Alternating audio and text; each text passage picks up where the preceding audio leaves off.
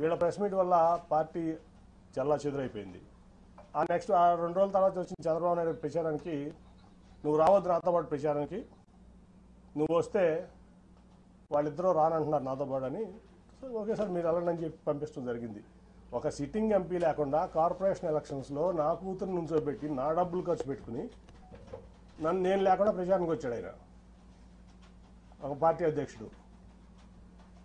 అట్లాగే అంతకుముందు మీకు అసలు యాక్చువల్గా చెప్పాల్సింది ఏంటంటే, రాబిన్ శర్మ టీము నేను నెట్టనారాయణ గారు కూర్చుంటే వచ్చి, సార్ మన పార్టీకి 5 సీట్ల కంటే ఎక్కువ రావట్లేదు ఎలక్షన్లో, దీనికి అసలు మరి ఏం చేస్తారో తెలియదంటే, నువ్వు ఆ రిపోర్ట్ ఎక్కడ బయటికి పెట్టమాక, మీరు నెట్టనారాయణ గారు సాక్ష్యం దీనికి, నువ్వు ఆ రిపోర్ట్ ఎక్కడ బయట పెట్టమాక, నేను చూసుకుంటాను. ఆల్రెడీ రంగంలో ఉన్నారు 64 మంది, నీరు గారిపోతారు, చాలా ఇబ్బంది పడతారు, సెల్ఫ్ కాన్ఫిడెన్స్ కోల్పోతారు, అసలు ఎక్కడ బయట పెట్టమాక నేను చూసుకుంటానని చెప్పి నేను ఫండ్ చేసి, ఏ ఒక్క రూపాయి పార్టీ కానీ ఆడ ఇన్ఛార్జ్ కానీ ఒక్క రూపాయి ఇవ్వాలి ఒక క్యాండిడేట్కి, మొత్తం నేను ఫండ్ చేసి నేను నుంచోబెట్టి నేను గెలిపిస్తే వీళ్ళు మొత్తం చెడగొట్టారు.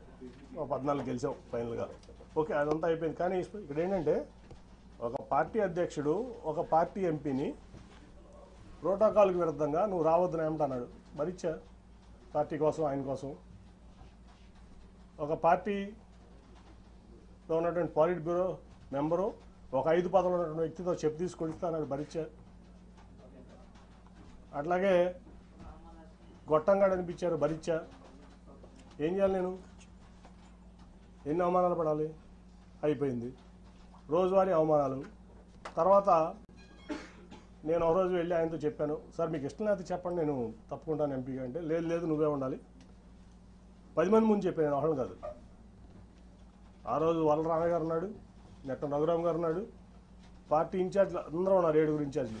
ఆ రోజే నేను ఆయన చెప్పా, సార్ ఎవరన్నా పెట్టుకోండి నేను తప్పుకుంటున్నాను అంటే, ఆయన చెప్పిన మాట ఏంటంటే, అందరి ముందు, నేను ఇది ఎసెన్సీ కాదు నువ్వే ఉండాలి, ఈ మాట బయటికి ఎక్కడ అనొద్దు, మీరు కూడా ఎక్కడ అనొద్దు ఎవరో అన్నారు. వాళ్ళందరినీ బయటికి పంపించి నన్ను ఆ నెక్స్ట్ డే నందిగామ జగపేట సభలు జరుగుతున్నాయి.